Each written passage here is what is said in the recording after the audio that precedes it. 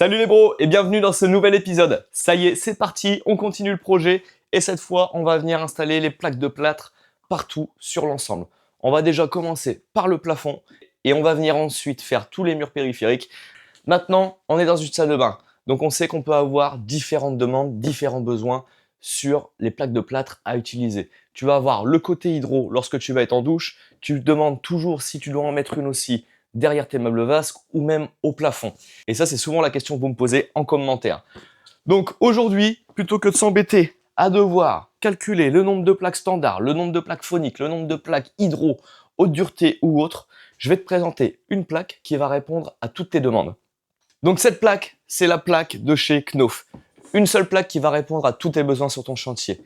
Hydro, phonique, haute dureté, purifilaire. Et en plus de ça, elle a un parement blanc, ce qui va te faire une finition visuelle presque finie lorsque tu l'auras vissé. Et que ça soit pour toi ou pour chez tes clients, c'est juste top parce qu'ils vont réussir à bien se projeter dans leur chantier. Ici, j'aurais dû prendre plusieurs types de plaques nécessaires. Parce que de chaque côté, on a une chambre. Donc, il m'aurait fallu soit que je double les plaques pour le côté phonique, mais là, avec la plaque, on n'aura besoin d'en mettre qu'une parce que celle-ci va me faire dans la douche le côté hydro et le côté phonique. Et ça, c'est juste top. Pas besoin de doubler, pas besoin de payer du coup deux plaques. En une seule, ça va répondre à ton besoin. Également pour le côté phonique en sous-toiture, parce qu'on sait bien qu'en rampant, on n'a pas l'épaisseur d'un mur en dur type parpaing, brique ou autre, qui va aussi atténuer le bruit de l'extérieur. Donc grâce à cette plaque, on va encore réussir à réduire le bruit. Le côté haute dureté va être parfait pour ce chantier. Je te l'ai pas encore dit, mais ici, on va faire du carrelage grand format. Et lorsque tu fais un carrelage grand format, au lieu de mettre un anthrax de 60 sur tes montants ou tes rails, il va falloir que tu mettes un anthrax de 40 doublé. Et bien là, pas besoin de s'embêter, tu vas pouvoir doubler directement tous les 60 sans avoir à racheter des montants et à perdre le temps de les mettre. Donc effectivement, tu vas gagner du temps et de l'argent sur ton projet. Donc tu l'auras compris, pas besoin de prendre 3 à 4 plaques différentes, pas besoin de s'embêter à calculer. Tu calcules simplement ta surface et tu prends la plaque de chez Knauf qui va te permettre de répondre à toutes tes attentes sur tout l'ensemble de ton chantier. Et là, dans une salle de bain, c'est juste parfait parce qu'elle va répondre à tous les critères dont j'ai besoin ou bien même mes clients. Fini de réveiller la petite à 6 h du matin parce qu'on prend notre douche de bonne heure. Voilà, tout ça, ça va être un ensemble de produits qui va nous faciliter la vie d'artisan, mais également la vie personnelle. Si tu te poses la question, parce que je sais que je vais l'avoir, pas besoin d'utiliser des vis spécifiques à double filetage, même si elle est haute dureté. Tu vas pouvoir mettre de la vis à 25 classique, ce qui va t'éviter de devoir racheter aussi également un autre type de vis juste pour cette plaque.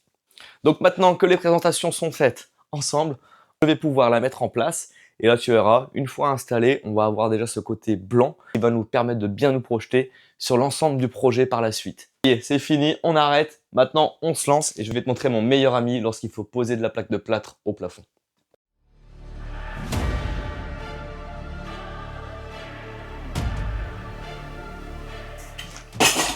Tu le connais déjà, le Left Panneau 1 de chez Mondelin.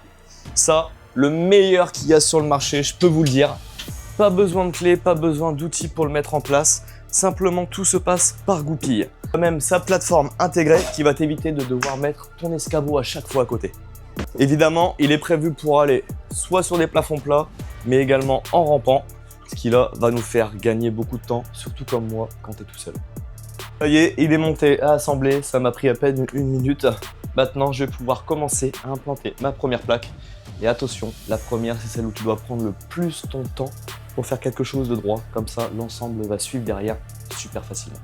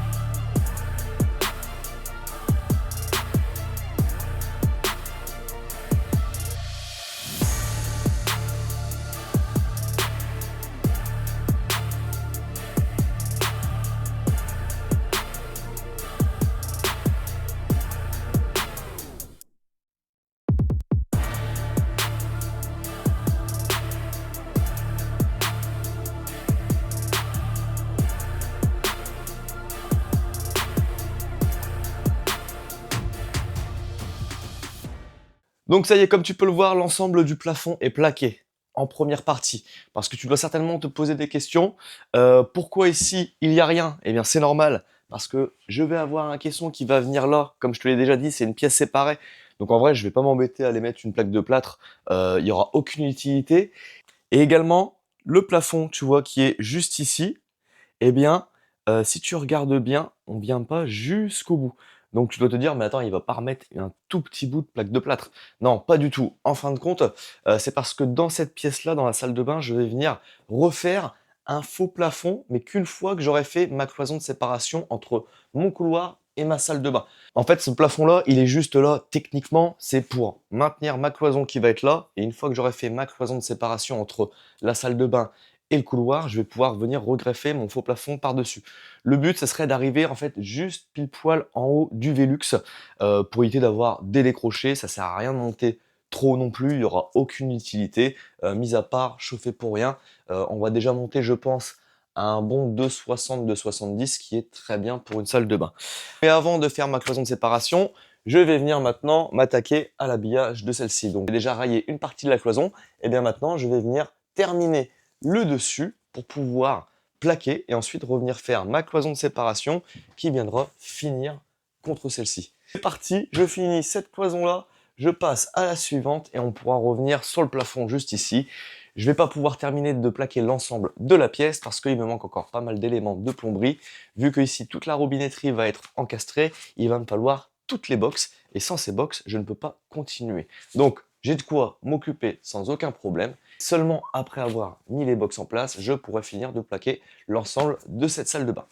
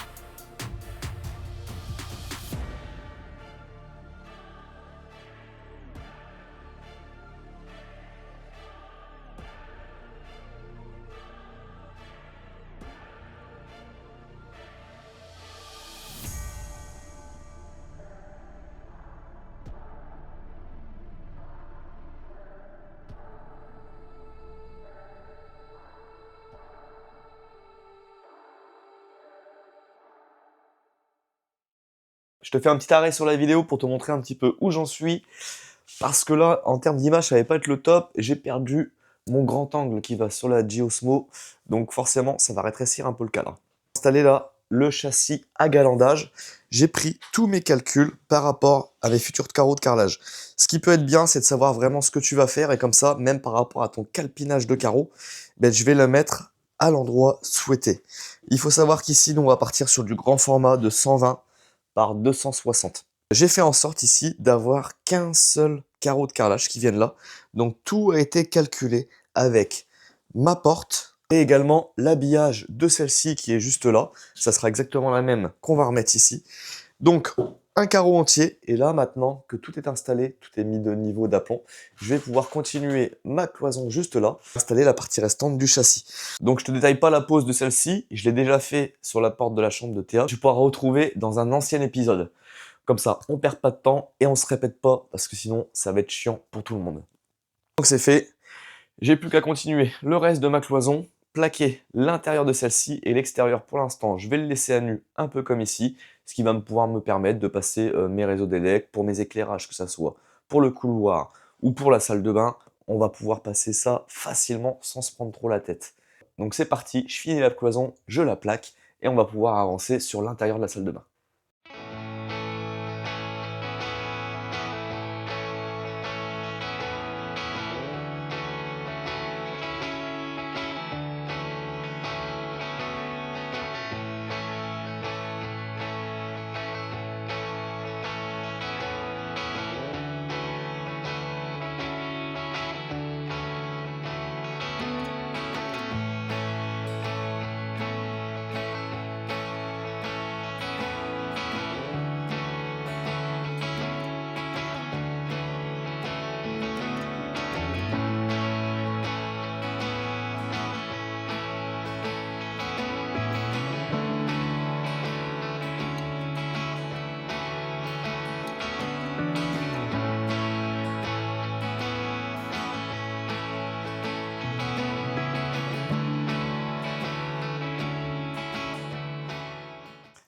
Bon, ça y est, toute la partie cloison et porte à galandage est terminée. Donc, comme tu as vu, j'ai plaqué tout le côté salle de bain juste ici, histoire d'avoir le support pour le faux plafond que je vais recréer là. Et de l'autre côté, j'ai simplement laissé les rails, donc c'est encore pas isolé. Comme ça va me permettre de passer les legs que je dois passer. Tu vois, par exemple ici pour la salle de bain, je vais avoir l'interrupteur, je vais avoir mon thermostat de chauffage. Enfin voilà, ici on s'en fiche que ça soit pas plaqué, j'en ai pas besoin pour l'instant, sauf pour de l'esthétique. Mais ça c'est pas grave, je vais te dire qu'on est habitué à avoir des choses pas finies sur cet étage. Même le toilette, on est sans porte depuis presque 2 ans maintenant. Et tu vois, et c'est pas grave, on s'habitue. Donc maintenant, je vais créer mon faux plafond final. Donc pour ça, j'ai décidé de venir terminer mon plafond, tu vois, pile poil à ras de l'ébrasement du Velux. Pourquoi je fais ça? Tout simplement pour m'éviter un petit décroché ici, et comme je te disais, j'ai pas besoin d'avoir un plafond qui monte à 2,85 m comme on est ici. Là, je vais le redescendre, on va arriver à un plafond qui va être aux alentours de 2,60 m, 65 m, ce qui sera suffisant et ce qui me fera une belle finition au niveau du Velux juste là. J'en profite pour te parler également de ça. Donc ça, c'est le laser de chez DeWalt. C'est un des derniers qui est sorti et on est sur un laser électronique. Et je vais te montrer l'importance de ce laser. Donc pour moi, c'est un laser qui va être juste top pour les plaquistes, cuisinistes, maçons, enfin même un peu tous les métiers du bâtiment. Mon laser est là-bas et le trait que j'ai implanté, il est juste ici, celui du haut. Pour m'éviter de devoir aller là-bas, de regarder, de voir si on est bien là, de revenir avec l'escabeau ici pour aller vérifier, enfin on n'est pas bon, on y retourne, et ben regarde, on a une petite télécommande et celle-ci, elle va faire quelque chose de magique, tu vois, elle va me permettre de venir régler mon trait de laser pile poil en étant en face de mon trait. Tu vois, tout simplement, on a les boutons qui sont ici, on va pouvoir déjà éteindre ou allumer son laser, peu importe le laser qu'on veut mettre, que ce soit l'horizontal ou les verticaux, tu vois, on va pouvoir tous les allumer ou les éteindre à distance. Et on va pouvoir vraiment régler précisément son trait. Je te montre, tu vois, on vient l'activer et là on va pouvoir s'arrêter pile poil sur son trait. Et on peut vraiment jouer millimètre par millimètre, ce qui nous permet d'avoir une précision de dingue. Et dans ce sens-là, c'est pareil, tu vois, si je viens allumer, tu vois, si je viens allumer mon laser vertical comme ça, et qu'il faut que je me règle précisément à un point, eh bien, je vais pouvoir y aller. Et comme tu vas le voir, ça va aller tout doucement, de plus en plus vite. Mais on va pouvoir régler demi-millimètre par demi-millimètre. Et ça, c'est juste génial. C'est pour ça que ça va être plutôt réservé aux professionnels. Hein. Si t'es particulier, forcément, ça sert à rien d'investir dedans. Ça va être trop coûteux pour toi. Mais pour un pro, surtout, j'ai envie de te dire, vraiment plaquiste. Plaquiste, quand t'es loin, que tu fais des faux plafonds, qu'il faut que tu repères ton trait à 10 mètres. Tu prends ça, tu l'as toujours dans la poche, tu vois, c'est petit, ça prend pas de place. Et tu viens régler ton laser. Tu vas pouvoir également régler ta luminosité. Si tu veux garder un petit peu plus la batterie, tu vas le mettre moins. Moi, je sais que je le mets toujours à fond, comme ça au moins, je suis sûr. Et puis voilà, si t'as pas envie de retourner à ton point, et ben tout simplement, tu viens appuyer sur le bouton, ça l'éteint et t'économises encore plus la batterie. Maintenant qu'ici, je suis réglé, je vais pouvoir créer mon faux plafond à hauteur de mon ébrasement de Velux. Là, je vais le faire en lisse et en fourrure, parce que j'ai moins d'1,20 m de portée, donc j'ai pas besoin de mettre de renfort, etc. Ça sera largement suffisant pour ce petit bout de plafond. Ce qui va me permettre d'avoir également un vide sanitaire en fait juste au-dessus. Et après, je vais pouvoir y passer tout ce qui va être gaine de VMC. J'aimerais certainement y rajouter des enceintes. Justement, j'ai pas encore choisi le modèle, il va falloir que je regarde à ça. J'aimerais bien mettre des enceintes Bluetooth connectées dans la salle de bain, comme ça pour qu'on puisse mettre la musique sans avoir une enceinte qui traîne à droite à gauche. Je vais avoir ma VMC à passer, et puis peut-être après des éclairages ou autre, mais ça, on verra par la suite. Donc, je m'amuse à créer ce faux plafond, et puis après, on va pouvoir continuer toutes les petites bidouilles qui nous restent à droite et à gauche avant de pouvoir passer à la plomberie.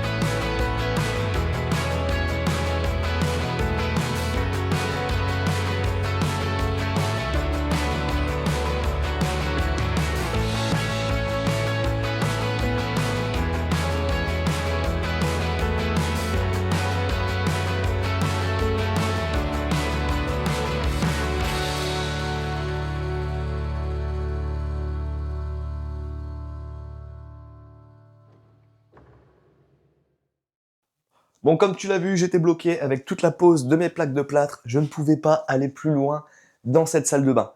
Maintenant, c'est le grand jour. J'ai enfin reçu toutes mes box d'encastrement pour pouvoir venir mettre toute ma robinetterie encastrée partout dans cette salle d'eau.